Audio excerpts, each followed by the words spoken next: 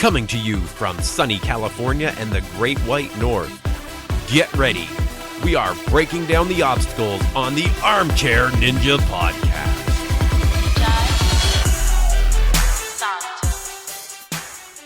Hello, everyone, and welcome back to the Armchair Ninja Podcast. It is Thursday, August 29th, 2019. My name is Rich, and joining me, in spite of his illness, to cover the ANW Season 11 Vegas Finals is Bijan. How you making out? I'm a hot mess, bro, but I am here, excited. Man, Vegas Finals are here, man. I love it. I know, like, it's hard to imagine. Like, we enjoy every week, almost every week this season. I guess there was a couple of exceptions. But really, it's great week after week, and then we get to finals, and it's like an all-star episode. It's just like everybody we want to see all in one episode.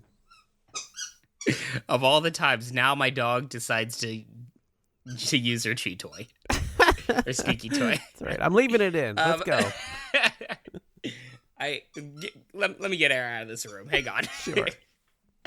Nobody needs to hear that all episode. Nala, come on, girl. All right. So now that we get that straightened away, what did you think of this course? What did you think of spin your wheels, let's say, specifically? Man, well, just in general, at first, I was like, oh, well, I don't know. It's very similar to previous seasons. Not that that's a bad thing. The things they kept over were really tough obstacles, so I was chill with that. With the spin the wheel, I remember I a few seasons ago, and I don't remember what it was, but we had a similar obstacle to this, you know, where they're on different axes, and it really tripped up a lot of people. And I was kind of excited because I knew these types of obstacles, even though they look simplistic, they are massively, massively tricky, especially if you don't know how to tackle them. And I, for one, I appreciate the fact that it is doable. In the previous iteration, pretty much if you didn't get it on like the first try, you were kind of screwed. Do you remember what obstacle that was, Rich? You know what I'm talking about, at least, right? I do. Well, it was weird because I was trying to figure that out. I looked back at my ANW Junior notes, and we called it Spin Cycle, like the smaller version of it all. But I'm pretty sure that it was bigger. That was called Roulette Row at the end of stage 2, right? Yes, I think it was Roulette Row. It was a few years ago, and the tricky part about Roulette Row is that its dismount was very far away, if I remember correctly. It was something where either it was really off axis or the dismount was far, but you had to jump from one to the other to getting off of it immediately, because if you did extra swings at any point, you wouldn't have enough momentum. It was really tricky. Yeah, I wonder what the difference was, because like you said, on Roulette Row, you couldn't miss that transfer, and what some people did was reach out and grab it and hold to make that transfer, you know, like readjust and then make the transfer. But on this one, you could definitely swing, because we saw people do it a lot. Yeah, it was bigger. It was a larger obstacle, and the major issue or factor with this one was the first like wheel wasn't drastically off axis, and the second one was off axis, but just enough where it can be tricky and a major time sink, and that I appreciate. On stage 1, I don't need a lot of obstacles where it's impossible to do. I want obstacles that just, if you don't know how to do it, it can sap a lot of time. In my opinion, and this is my opinion, but the proper way to do a stage 1 is it's about the buzzer. It's about beating it in time. Get a lot of obstacles where you can get through it quickly if you know what you're doing, but if you don't, you're going to lose that time, and it's a battle against the buzzer. And I appreciated the fact that this was perfectly set in terms of difficulty. Yeah, it is. It is not an easy course. It might be familiar, but we look at this obstacle versus like years past, we'd have, I think there was just a giant ring, right? You jump, grab the ring, and swing over, or like a rope swing. Like it's really like it's harder and harder all the time. I feel bad for the ninjas trying to do it now, because they have such a much more difficult time than they had back in the day. Yeah, for many years, it was that airplane spinning thingamajigger, you know what I'm talking about? And that obstacle, and obstacles usually in this in this placement were really predicated on how well you can jump off of a trampoline. And I've gone on to that enough for many years of how much I hate obstacles where it's factored on your trampoline jumps. I hate that crap. And of course we still have them, but it's not a major factor in the obstacles. And I appreciate that. So I'm really cool with this one. But bro, we got to talk about that what was it, diving boards or something like that? Yeah. Whatever that balance obstacle was. That, man, ooh, that's no joke. And you know what? I don't know the opinions if people hate it or love it. I am A-okay with it. I liked it. It's tough but fair. I think it'd be hard to say that it's not a fair obstacle because it definitely is. But man, the spills in it were nasty too. It was nasty, but it was entertaining. Yes, it was. Those are some crazy wipeouts, bro. I am 100% okay with it. You know, the way to do it is there. It's not an obstacle where you can kind of just look through. You know how some obstacles like run through it and just hope for the best? This one, I mean, it's really about your placement and steps, and I don't know. I like it. It's balanced, but there's also technique involved and a lot of other factors. I think it's far better than a lot of the other ones where, you know, like the spinning balls and stuff like that, where it's like, run for as fast as you can. And, you know, I'm sure there is some technique, but you know. Yeah, there's an amount of luck to the other ones. This one feels like you pretty much have to get your technique down or you're going to pay for it pretty hard. Yeah. Man, Flip will definitely tell you about that one. Yeah. Other than that, actually, before we move into the actual runs, tire run was different this year from last. They put a big tire in the middle that spins. I like it. I like that change. What do you think? Yeah, I'm cool with it. I don't know. It's just so kind of nebulous where I don't know. I don't have a strong opinion of it. It's just there. It's different to be different's sake, but I don't mind it. But I really don't have a strong opinion of it. Yeah, I've never really cared all that much for any of the obstacles in this position. I get their purpose. They're not very exciting usually. Yeah, cosign. I mean, I guess it's better than that half pipe thing or whatever it was before. Half pipe attack, yeah.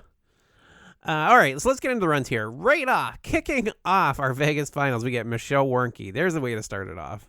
Heck yeah, man. And I like the fact that they hyped her up. I did not realize, like, she had the chance to become the first woman to hit 3 buzzers. That's amazing. Wow, I mean, that's the thing. I did the same thing. I was like, wow, how did that... Oh, right, because Casey's the only one that's ever hit the second buzzer before. So, obviously, and she didn't hit the Vegas buzzer. So, yeah, she would be the first to hit 3. Yeah, and I don't know, like her placement did. Did you think there was a chance? No, I feel like it might have gone later in the episode if she did. So yeah, I was pretty dismal on her actually doing it. Yeah, that said, I didn't let that really spoil it or ruin the thing for me. I was really curious of how far she'd go, and I appreciate the fact that they really hyped up Michelle Warnky because she really is a pioneer in the sport, and in particular for women's Ninja Warrior, and I was really excited for her. Yeah, I wanted to see how she did. If she went deep, I would have considered that I was just excited to see how well she did. And she demonstrated that weird angle on the spin your wheels that was like, oh no, this is actually way more of an obstacle than I imagined at first. And she demonstrated it well because she fell off with an awkward landing on the platform, which tripped up a few people and nearly tripped up pretty near everybody. It's tricky, man. I mean, that's kind of one of those obstacles. Ooh, I don't wish that upon anybody. But hey, I appreciate the fact, like, as soon as you saw that, you're like, ooh, this is going to be a problem tonight. Yep. And then after her, we get to see Kevin Bull, whose segment was centered around a sweet little girl named Molly with alopecia, as his segments often are, but it never really gets old. I thought this one was particularly good. She was on the sidelines cheering him on. He was just able to make spin your wheels. For a second, I thought he was going to fall too. I was like, oh my God, are we going to have a ninja killer in the second spot? Yeah. He was very quick in a jumping spider, looking really good right up to the diving boards. And that fall that he made, like, face planted into the diving board. And it was like, okay, is this the season for people to just hurt themselves all over the course? Like, he's not bleeding, but that did not look good. I mean, it's Vegas, man. Go big or go home, I guess, when it comes to the obstacle designs also. First of all, that video was freaking adorable. Oh my god, the girl is so cute. And I love just her attitude and everything. She's just so energetic, and she was living vicariously through him, like so happy for him. I just love that girl. Oh, so cute. As for Kevin's run, I really found it entertaining. He had a pretty good pace going, but you can tell he was getting really worn out by the end. Yeah, do you think that happens? Bump? Do you think that smuck to the face he took on the diving boards, which I did mention, he does actually end up going out on twist and fly, misses the transition? Do you think it was the fall that took him out? Yeah, I mean, 100%. Anything where it breaks your momentum can really hamper you. But not only that, as soon as you fall like that, all of your energy, adrenaline, everything goes into your recovery. And once you recover, you've expelled all of the energy that you have left. And this is towards the very end of the course, so he's already expelled a lot. Like, imagine you're close to E, and then you have to give it your all, and you completely drain out everything. So he's completely empty at that point. Well, I wouldn't say completely empty, because, you know, he has some energy, but, like, I don't blame him. He's probably completely spent. It's one of those situations, armchair quarterbacking, where you're like, oh, man, like, take some breaths, but I know the time's running, but, oh, man, it sucks, blah, blah, blah. It's a tough situation to be in, but I appreciate the fact that he just went for it. What I always say is, it's better to go for it and fail than to time out. Timing out's got to be the worst. I guess I would disagree when we see a later run, but yeah, I know what you're saying. Well, you know, come on. I mean, you got to be smart with it also, but yeah. Right. After him, we had Flip Rodriguez running with the safety pass, our first ever safety pass run. Bro, I mean, I hate reading into the edit, but come on, man. That raised an eyebrow for me. I was okay with this one. I was like, it could go either way. It's either he's going to demonstrate, because Kevin went pretty deep. He pretty much showed off the whole course. We could get our first run. We've got these safety passes to burn through.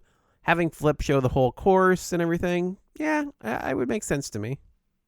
I guess. But he was saying how more relaxed he was this year. And he looked it, right? He was past the double dipper, which he fell on last time. Mm-hmm. He was looking a little too calm going into tire run, and I was starting to think he might actually time out, right? I was thinking, he might be too relaxed. He might not be pushing the speed enough. Yeah. But he then picked it up as he was going up the warped wall. His pace was looking good. He kind of took a spill on diving boards, kind of a nasty one, and really looked shaken up afterwards. And even as he got out of the water, he said it hurt as he got out. And I was like, oh no, like hadn't really considered. Not that I hadn't considered the fact that somebody might hurt themselves and not be able to use the safety pass, but I didn't expect it so quick. Yeah, when he fell, could you, like, tell what his injury was? I thought he just, like, got winded. I didn't realize, like, he hurt his leg. Yeah, that was weird. When he was limping when he came back later in the episode, I thought, geez, his leg? I thought he just, like you said, knocked the wind out of himself, hurt his, maybe even his arm or something, because I didn't see the leg take a very big hit. And even in the replay, they didn't really highlight it. It's surprising they didn't, because they knew that it was his leg that he hurt. Yeah, I mean, it's one of those things. I even in the replay, I didn't see the injury, but I don't, like, obviously it happened, right? It's just sometimes the camera doesn't really pick up how severe or where he actually hit.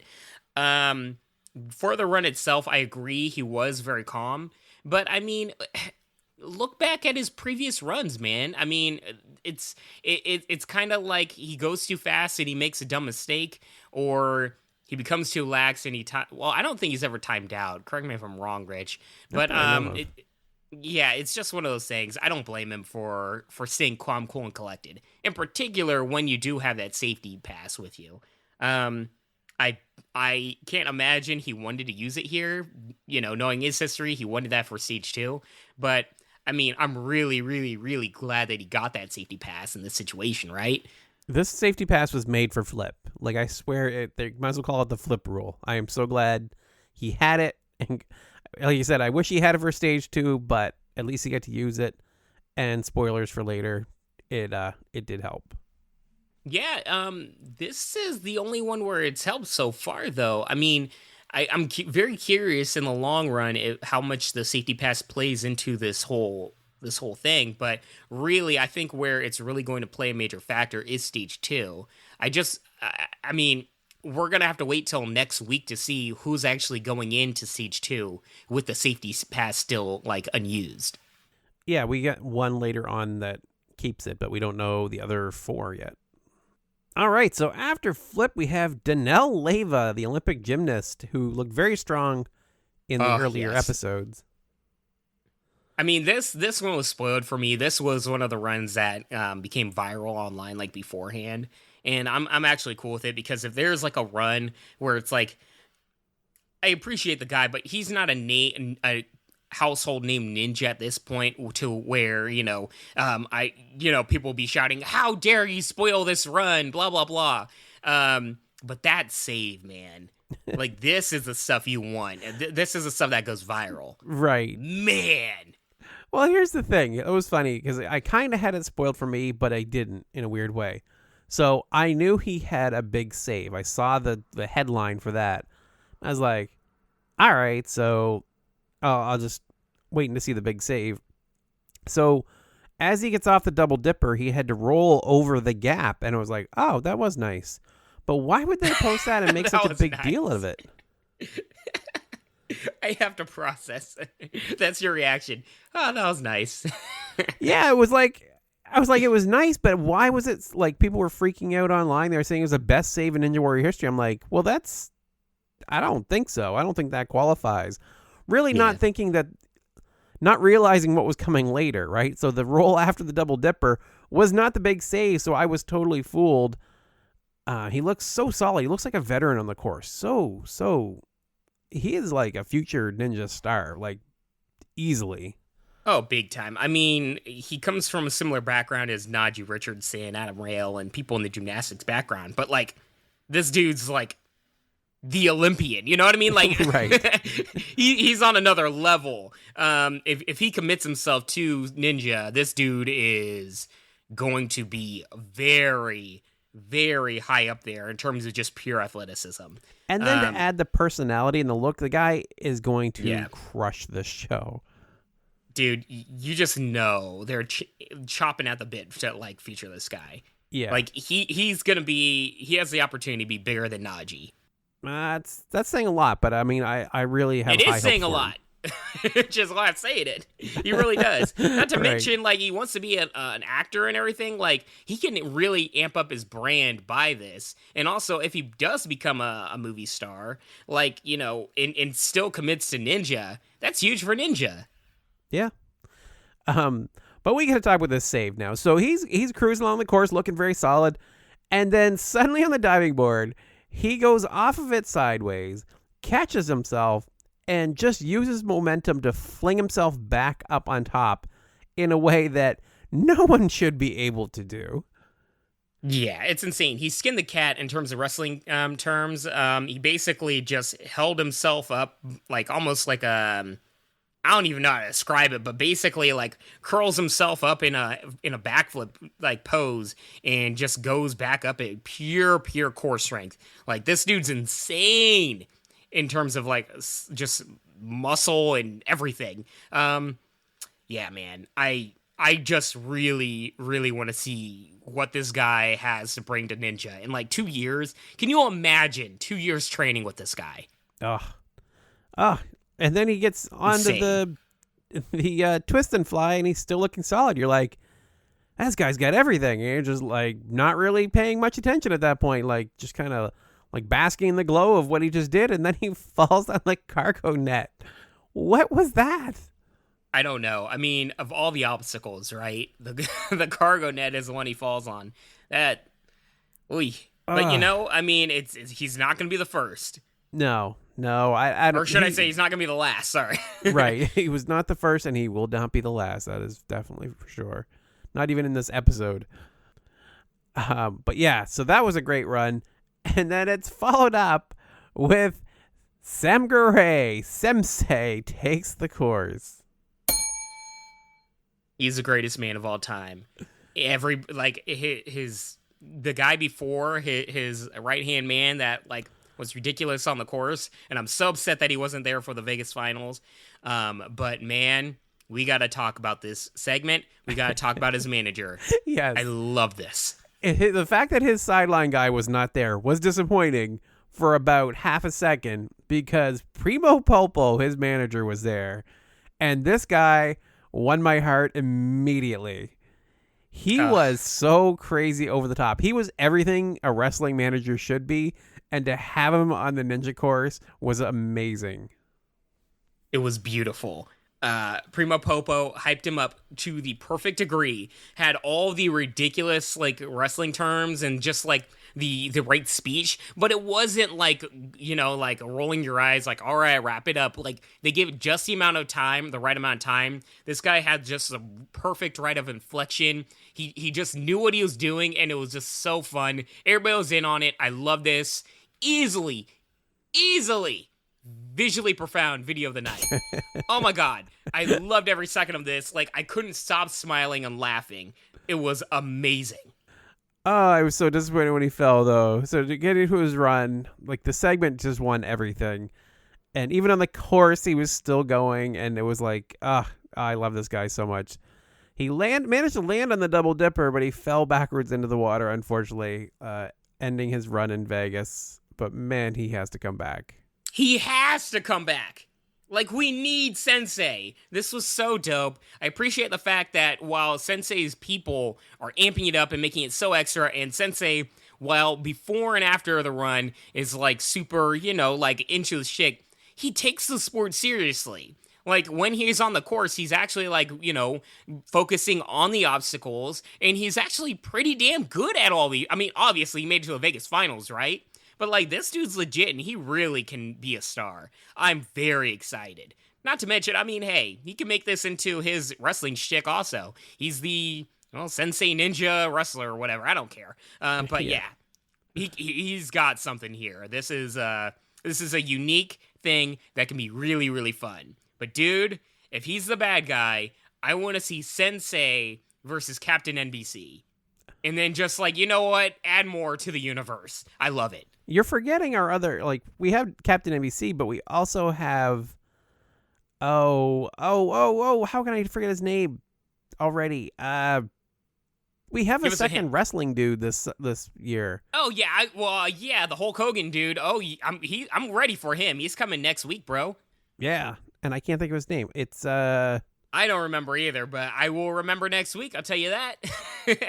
Yes. But he's more of the character, and I'm super excited for that. Sensei versus Hulk Hogan, dude. I'm all for it. All right. So next on the course, we had Nate Burkhalter getting a full segment. Congratulations, Nate. No Limits, Nate. Yeah, I mean, it's weird. You know, Nate, you like when you see the videos, I'm like, oh, that's that one dude that's like always going to like the European countries and blah, blah, blah. Dude, it's one of those things where I'm really glad this episode, we got really short, very crisp and clean segments reminding you of every single ninja, because for the Vegas finals, there's a lot of people watching for the first time. Some people skip and I know they shouldn't, but a lot of people skip the qualifiers, right? And just want to tune into the finals.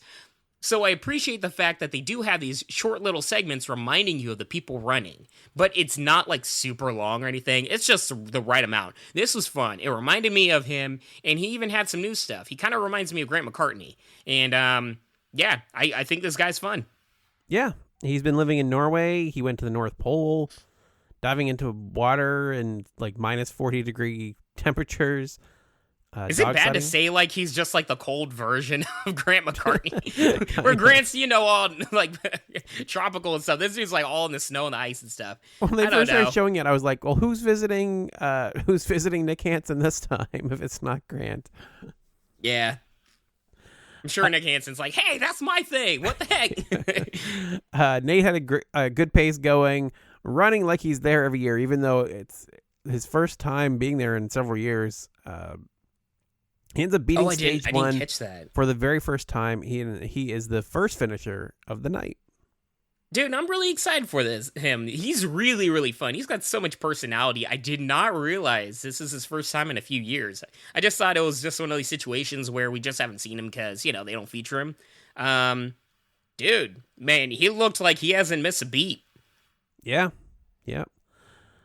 We had some fast forwards after that, including Anna Shoemaker, who went out on Double Dipper this year, and Brandon Mears, who unfortunately went out on the diving boards. Man, those balance obstacles. Hard when you're the size of two people. But next we had Brett Sims, the 9-time veteran for Battle of the Beards 2. And in this case, Lucio Batista gets to pick the style, the mustache. I love it. I love it. I'm so glad they're doing it again. Do it every single year, guys. And I love the fact that they change it up a little bit where it's like, hey, we've already seen him, completely shaven. Give the barber a chance to shape it up, do different styles. Now you don't know what they're going to look like. And what all these little different elements to the bet. I love it. Fun, and it's a great way to have them featured. Yeah, and Brett's never beat stage 1. I was surprised to hear that. Yeah. He ended up going out on spin your wheels. He was really struggling with the dismount and unfortunately wasn't able to get it done, meaning his beard was not looking very safe. Come on, man. It was done. I mean... yeah, it kind of was.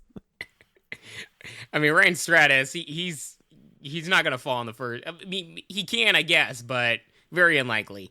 Yeah, and I think Brett Sims knew also, but I was still excited to see what Ryan Stratis could do. And yeah, I guess I don't really have much else to say other than that. Yeah, there's not much to add. We'll circle back to him later in the episode.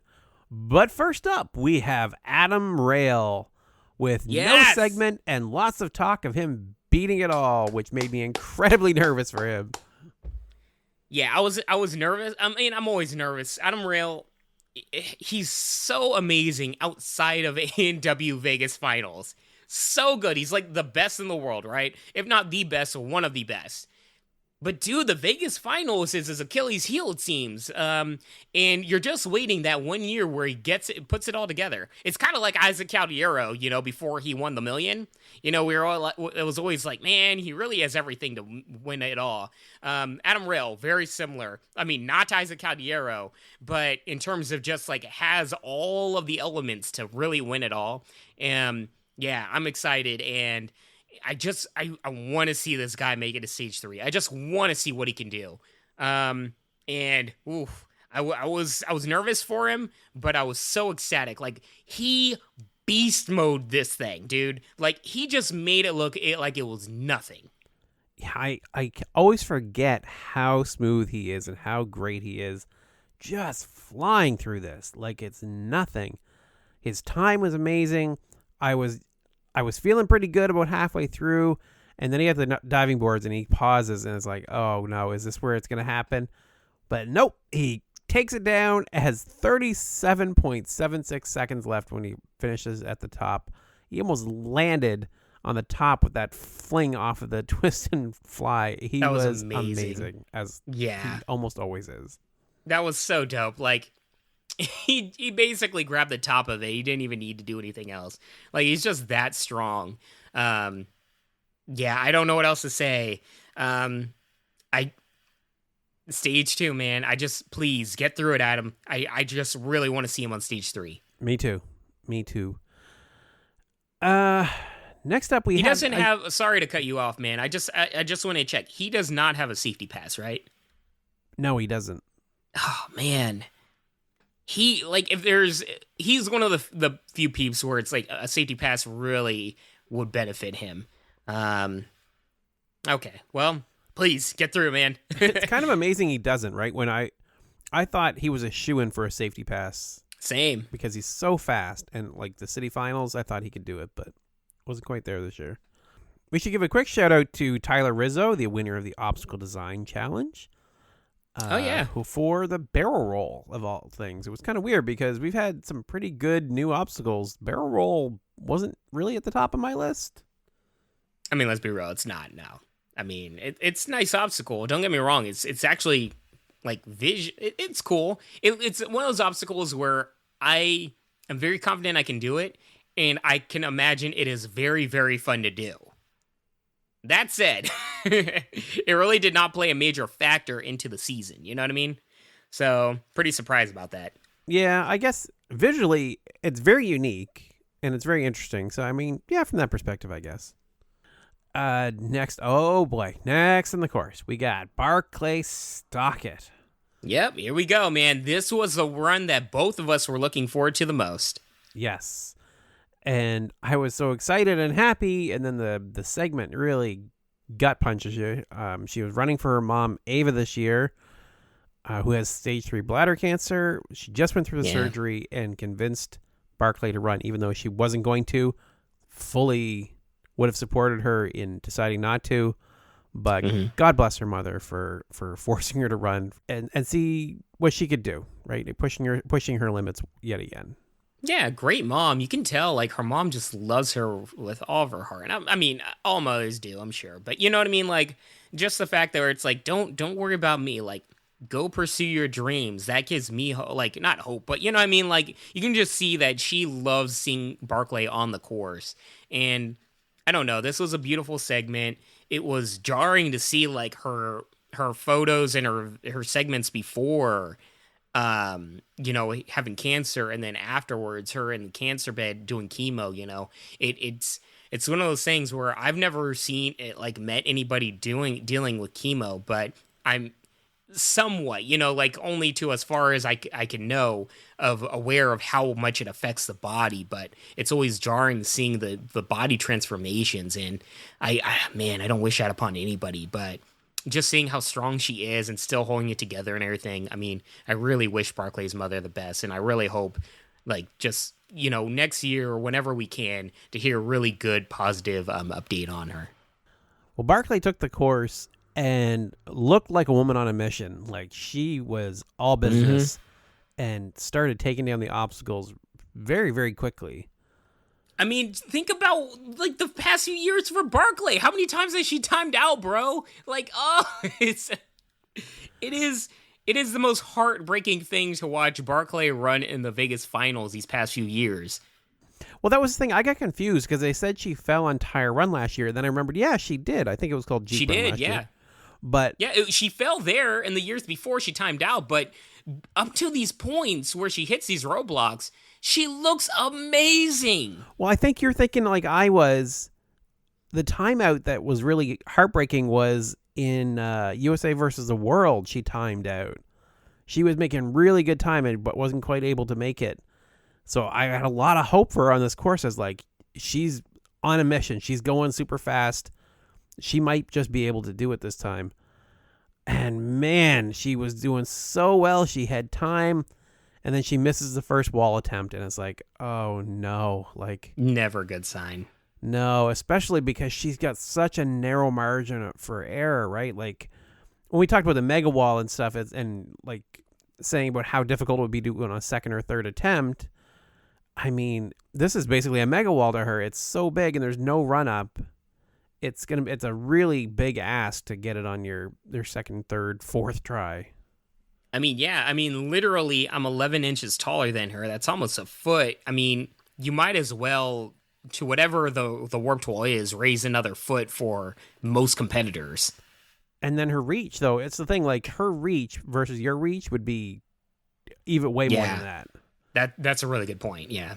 So, unfortunately, she timed out on the wall this year, as we've seen the top women do in the past and come back to crush it. And I hope that Barclay can do that next year.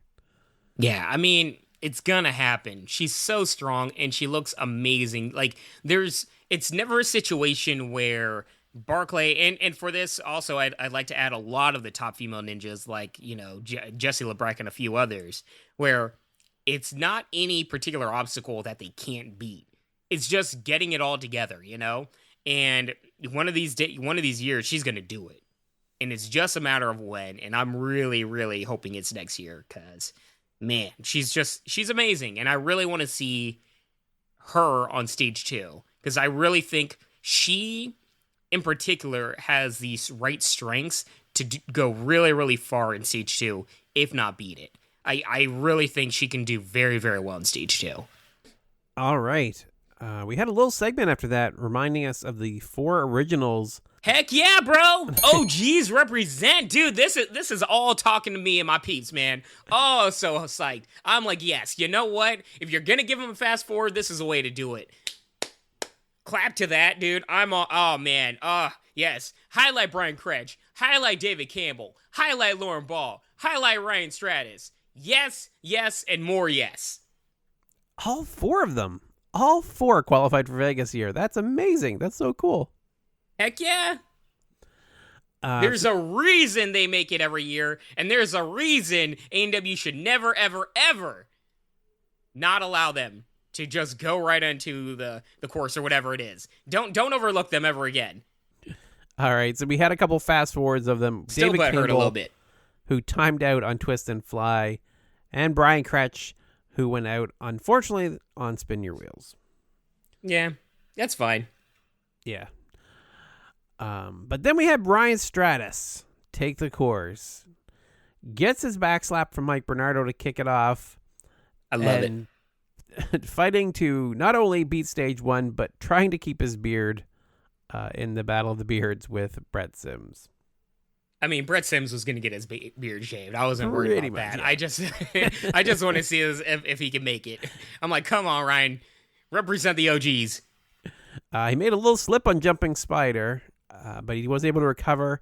He had fallen on Tire Run last year, and this time it looked like he almost did again. The big wheel spun, but he managed to get it locked in place, which I didn't even know it was going to do, so that was a relief. That was... it was kind of like those Roadrunner things or whatever, where he's just like running full speed and just finally it locks on him, and you can just see the relief on his face. That was awesome. Yeah, that was good. He was running low on time. He really had to move. He managed to get the diving board just barely as he fell to the left. He was a little low in the net, but he was able to finish in the end. So thankfully, we get to see Ryan Stratis moving on to Stage 2. Brought the drama, brought the passion. I love it that it had stakes once again, even though really it didn't, because we all knew what was going to happen there. And more importantly, that second half, after that whole tire fiasco thing, I think he was down to a minute left, and this guy kicked it into hyper gear.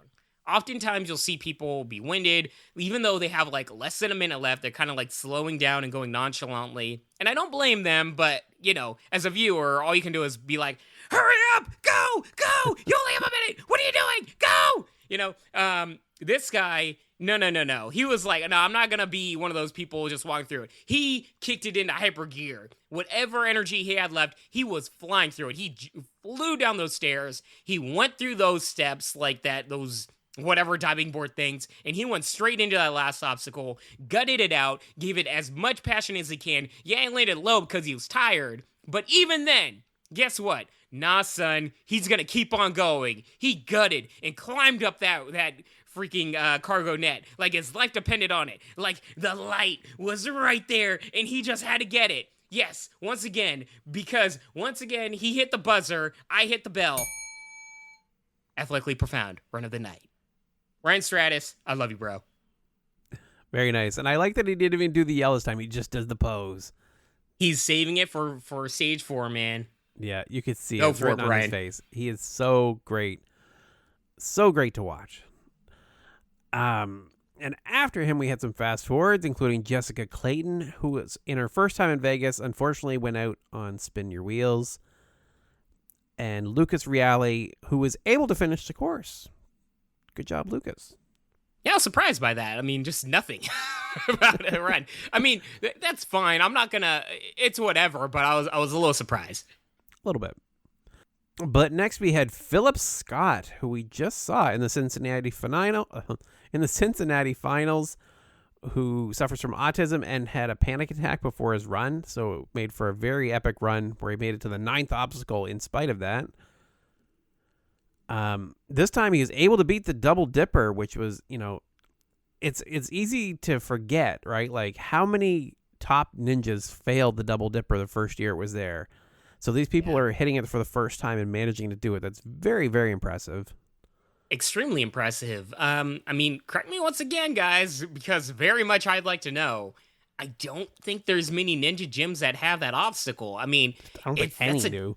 Yeah, that's a tricky obstacle to recreate. So, how many opportunities do you really have to train for it, in particular as a rookie?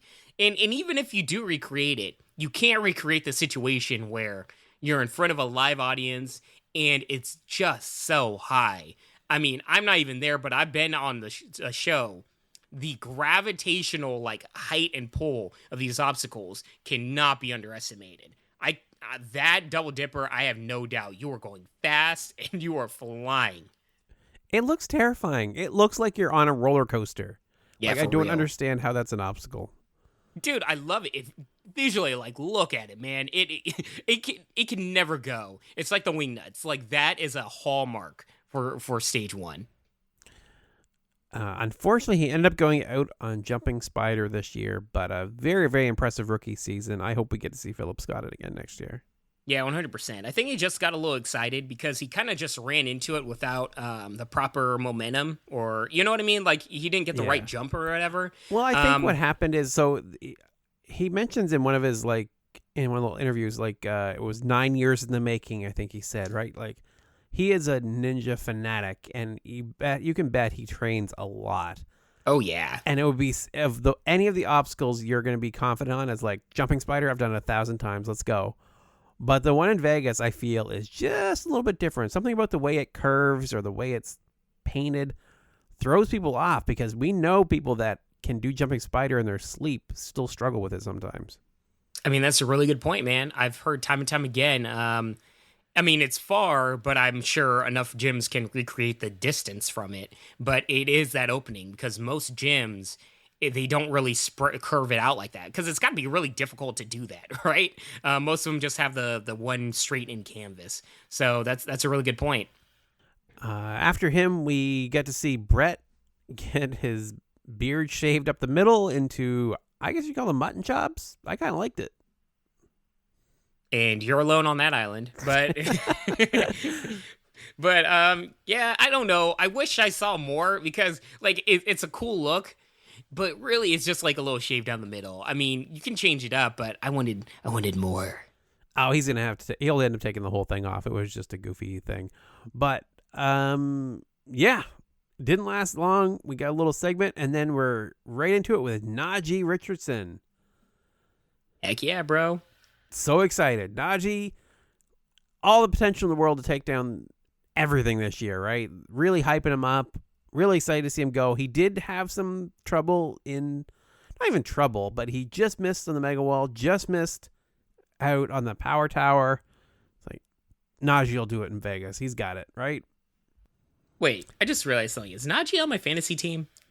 Because if he is, by any chances, but anyways, it's hard to say. Sorry, you go ahead. Yeah, I think everyone's fantasy teams are up in the air right now. Right off the bat, he really shows off, like lands the double dipper and does a front flip over the gap. Like, what the heck was that? I was like, oh yeah, he is killing it this year. You watch. Unfortunately, I was completely wrong and completely blindsided and jumped out of my skin like 30 seconds later as he fell on tire run, missing the second jump. Yeah, absolutely stunning. I mean, I would have never in my life in a million years have guessed that. That's unfortunate, bro. I don't know what else to say. Pick any other spot on this course. Really don't. Like, pick anywhere else. Like, maybe you could say, oh, maybe it's... I never would have thought that's where he'd go out. Yeah, it's insane. What happened exactly? I forget. It slipped out from underneath him or something like that, right? He just didn't... He just kind of overlooked it. He jumped onto the tire and immediately jumped for the next wheel and didn't really like center himself and get ready for the jump, or he just undershot it. Yeah, man. Oy, that's rough. Yeah, he says he's spaced out this season in the interview afterwards. I mean, you kind of see it. He wasn't quite on form this year. I hope this kind of, remotivates him for next year, and he's feeling a little more solid, and we get to see him do what we know he can do. Yeah, I 100% think he will. I mean, the guy has all the talent in the world. It's just one of those things. He didn't put it all together, and I don't blame him. It could have been a million things going on in his head. That said, for ANW Fantasy, I mean, if somebody on my team still wins the million, I'm going to consider it me still the champ. I'm just going to say that. I don't care about the rules. That's my new. That's how I'm going to say it. So, come on, Adam Rayl. I believe in you, bro. We haven't been hyping it this year, so I can't even remember who I have on my team now. I'm so confused on who I've actually got on there. Yeah. ANW Fantasy, everyone. ANWFantasy.com. Really fun thing. It is, for sure. And I'm going to have to take a look and see my team right after we're done. Yeah. But next on the course, we had Chris Digangi getting his own segment. Good for him. So excited for him. I have no idea who you're talking about. Yes. Labreck's fiance. Him! His seventh season. Yeah, dude! I was really happy for him. How adorable. Dude, did you hear that he has, all these, I don't know, records and everything at his school and everything like that?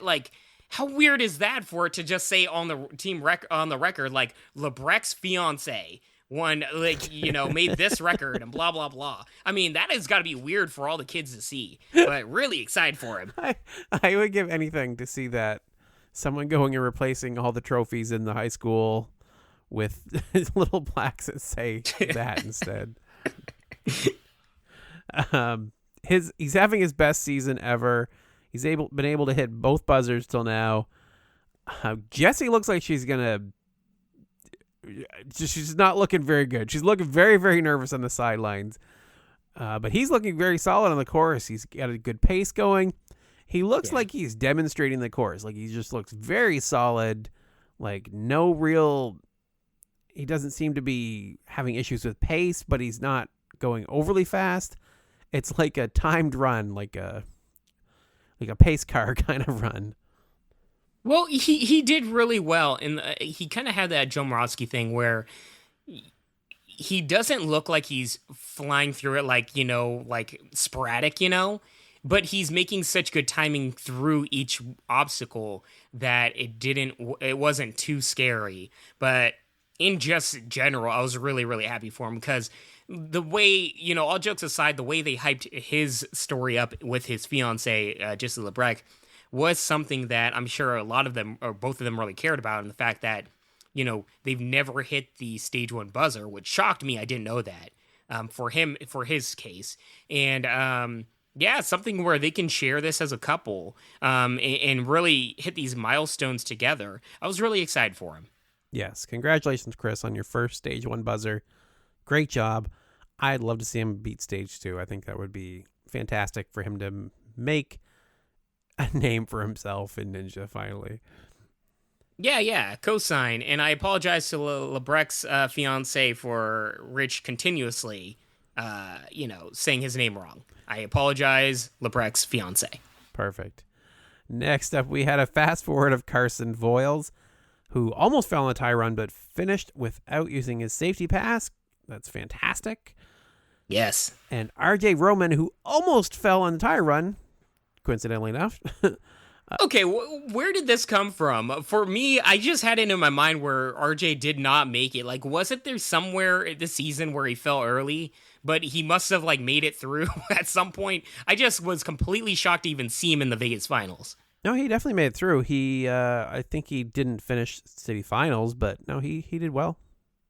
I was really excited to see him. I mean, he was such a standout last season, and I don't feel like I've seen much of him at all this year. And that's fine to a degree, but he was very much a pleasant surprise.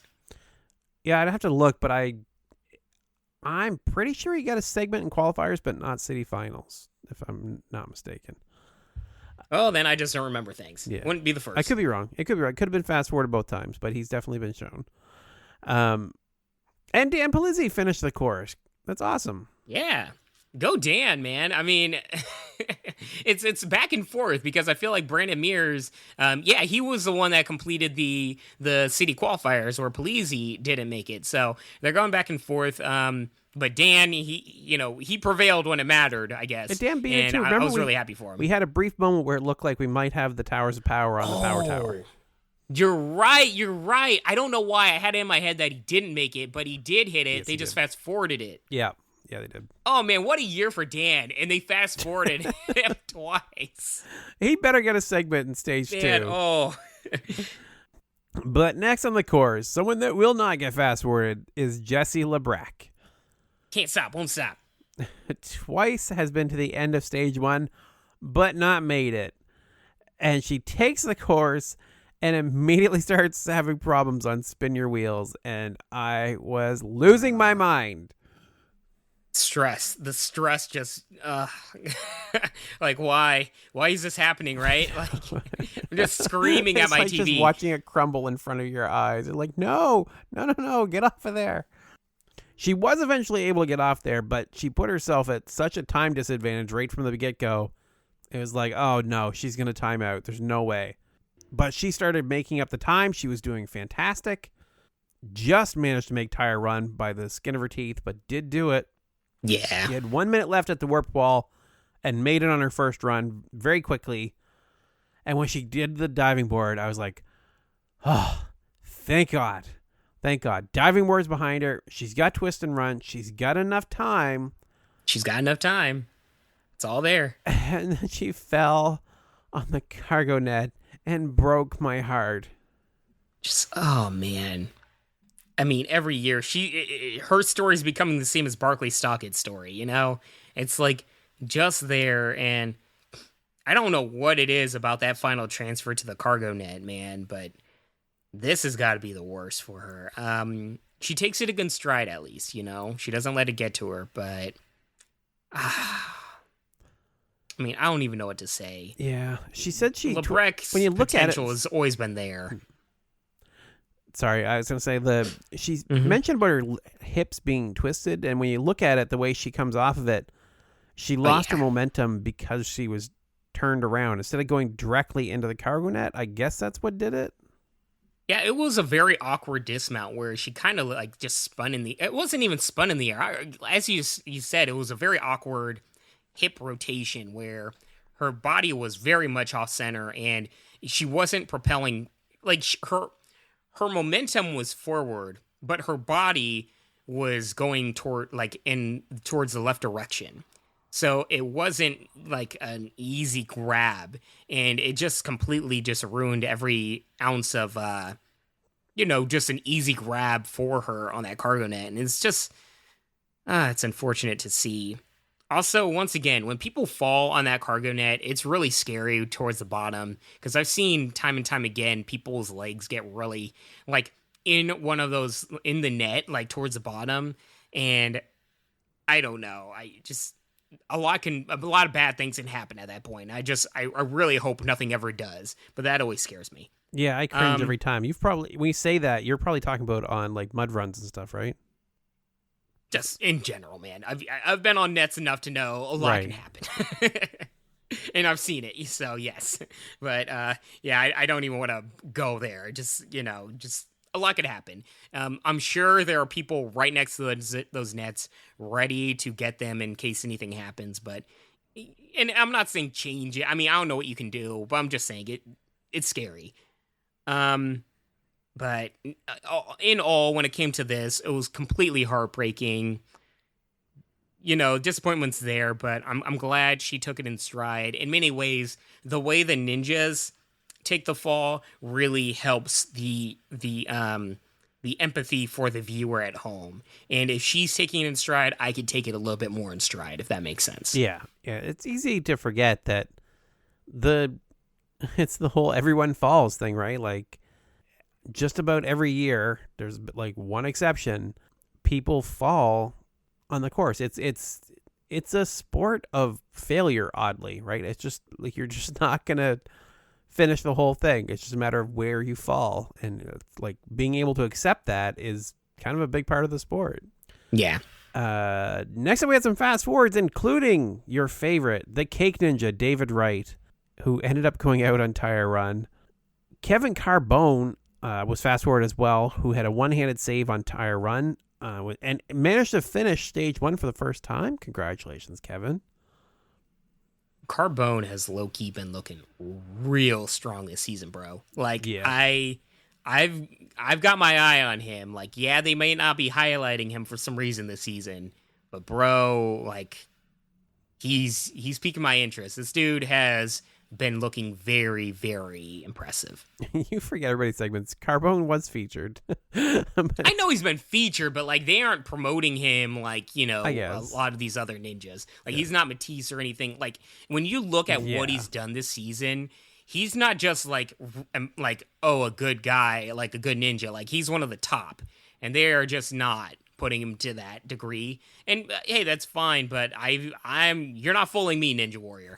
Like you're watching. I would not be shocked seeing this guy making it to stage 3. I mean, by the way, they're not showing him. Maybe they aren't. Maybe he doesn't, but I wouldn't be shocked. And speaking of making it to stage 3, maybe Lauren Ball hit the buzzer, his first in 5 years. You think Lauren Ball is gonna make it to stage 3, huh? I have no idea. Yeah. You might want to look back to this guy on stage 2. but Lauren Ball, he's really, he hasn't really been good. there in 5 years. Give him a break. Yeah, well, touche on that one. I'm really, really happy for him. OG, he's great. Look forward to seeing him falling on stage 2. I mean, I don't look forward to it, but that's probably what's gonna happen. That's mean. I know it is, but it's not a strong suit as stage 2. It's not. But speaking of OGs, Travis Rosen, the ageless wonder at 44, returns after his injury and announces his retirement all at once here. Yeah, I mean, the writing was on the wall. I mean, I don't know. I like the segment and everything. I feel bad. I feel kind of heartless because it didn't get me to the point where I feel like they were trying to. But for everything involved, I really was, I'm really thankful for everything that he's done in the sport. And I think now was a good time for him to go, into the fact where he's done so much for the sport. And after that major injury, I'm sure, you know, going to your family after something like that and after the recovery, really all you can do is say, I want to give it one more try and go out on my own volition, you know? Yeah, I appreciated that much more this time around. Because it really struck me as odd that he would go back after, you know, against his family's wishes and things at the beginning of the season. But I see now, like, you don't want to leave it on that note. Like, you want to prove that you could come back from the injury, you can take it down, that the course didn't get the best of you, went out on your own terms. I like that. I think it was a good decision. Yeah, 100%. And I mean, dude is 44. I mean, he's so, well, I mean, the nickname says it there, Ageless Wonder and everything, but like, man, I don't know. Now is a good time. I'll just say that. Right. So when he was back to the double dipper, I was holding my breath, but thankfully he was able to make it through. He slipped going to the wall and banged his shin. Other than that, was looking very, very perfect. Ended up falling on the diving board, though. Unfortunately, was not centered on the third one and took a pretty nasty spill. I made my dog jump because I screamed at the top of my lungs because I did not see that coming. And my dog was not appreciative of that. That said, I don't know. I was he got through all of like the major portions where I was worried for him. And I guess I overlooked those diving boards, man. But it was weird because it wasn't even like he stumbled through it. It was almost like he just ran and just like fell through a hole in the ground. Like he just went straight down. Yeah, weird. It's very weird. I don't know why you'd overlook the diving boards considering all the trouble they caused. It was like the big ninja killer this episode. But I have no excuse. But dude, it got me. Especially with his ankle. Like of all the things, like they should have hyped that up more. To be honest, like can he do it with his leg being a little wonky? All right, so Travis, we will miss you. Yeah, 100%. I mean, done so much for the sport. I mean, I've already said it, but yeah. Yeah, I can't think of anybody. Have we had, like, I know we had the, you know, Sasuke retirements obviously have happened, and we've talked about those, but on ANW, have we had, like, we haven't had, like, we've had veterans just not show up again, but, like, I don't remember them ever. Oh, Casey did a big announcement for her retirement and everything. So yeah, I guess we have had it. Yeah, it's not as often as Sasuke, and let's be real. I mean, for some of these Sasuke All-Stars, they've had like 5, retirements, the same person. It's getting a little ridiculous. Like, they retire, next year they're there, they retire again, next year they're, it's like, all right, guys, wrap it up. For at least ANW, I appreciate the fact where I honestly believe this is a retirement. All right, so next on the course, returning to the course. For the first time ever, we have a ninja returning to a ninja course in the same episode. Flip Rodriguez limps his way to the start line. I was not worried. looking so good. Yeah, because at this point, I didn't really know about his injury, and I'm like, what happened? I was really worried. Yeah, I honestly, the way he was moving, I thought there was no way he's getting through this course. Like, the way he's wincing, just walking up to the line, I was very impressed at how he's able to get through. But when he dismounts off Jumping Spider, the look on his face, like, it was hurting him a lot. Yeah, I mean, the Jumping Spider alone, just being on there, it takes so much of your, I don't know what muscle it is, but, like the inner muscles in your thighs and groin. And it is excruciatingly difficult if you don't know how to properly do it, because it's a muscle not a lot of people will work out. You know what I mean? But it works out, it takes a lot of fatigue from your leg muscle. And then that dismount, that's a big dismount, bro. And him landing on that, I feel bad for him. But just in general, this is like stage 1 is a one stage out of all the biggest finals you don't want to have an injured leg on, The rest of the ones, it's more upper body. You can kind of gut through it. This is going to be a tough one for that leg. So I was really worried for him.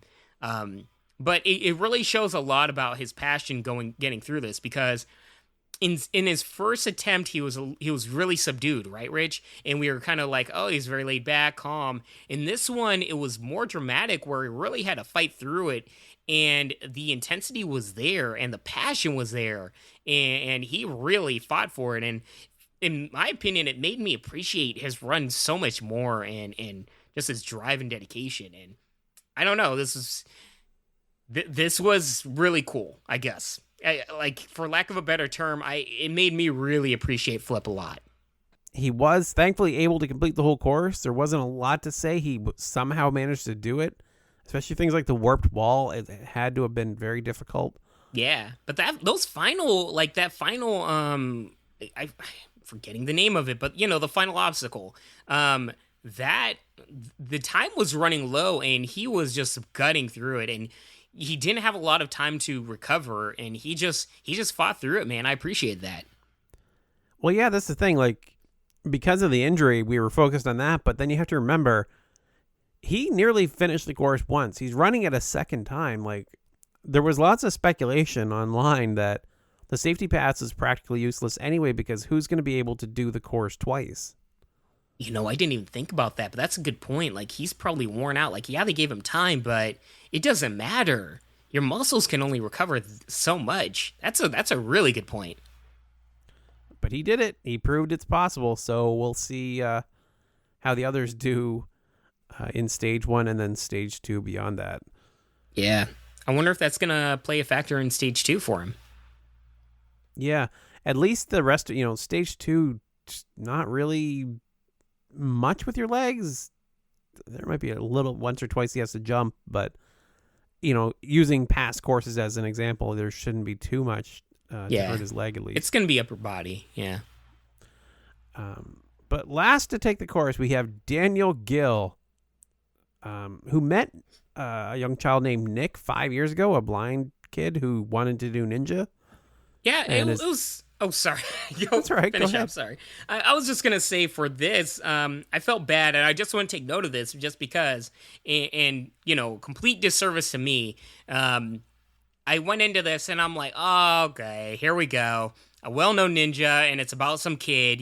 We see this time and time again. But I gotta say, for all of my criticism going into this, just expecting this to be sweet, but nothing really of substance, I really found this just a really endearing, amazing story. It was just the right amount of time, but like such a unique story of this blind kid that, taking on some really dangerous stuff that, I mean, I couldn't even imagine. I mean, I could see perfectly fine, and I'm terrified of doing rock climbing and all this stuff that this kid's doing.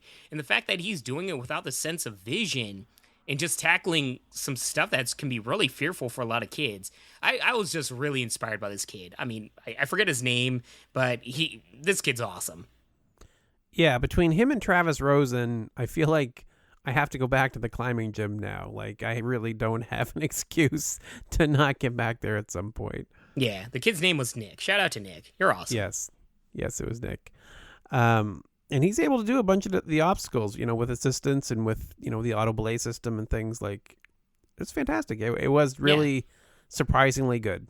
Yeah, I would agree with that. That's really, really cool. Don't ever let whatever it is, your abilities or disabilities or whatever the terminology is. I don't want to be disrespectful, but whatever it is, don't ever let that stop you.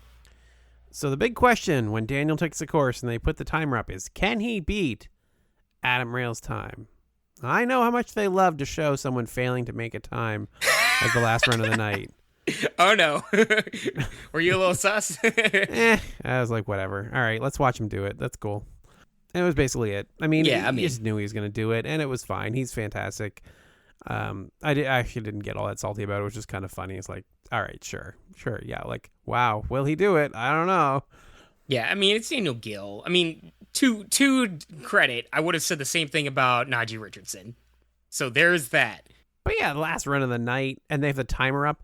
They've actually, you know what? To be fair, they did do that once. It wasn't in the finals, but I remember them doing that to Lauren Ball once, at least once. Yeah. Where he's the last run of the night. Can he get the fastest time? They put the time up, and then he falls on like the second obstacle in the qualifiers. Yeah, good point. But for this run, I mean, I don't remember much of it. I remember he looked really good and flew it throughout the entire thing, but yeah. I mean, what can you say? It's Daniel Gill. I don't know. He's amazing, and he's probably going to go to stage 3. Yeah. Seems a pretty big shoe-in for it. Daniel makes it look like a whole other level of easy, too. Like, as much as you have some really talented ninjas in there that don't look like they have any issues, Daniel gets on the course, and you're like, did they change the course? Like, how is he doing this so easily?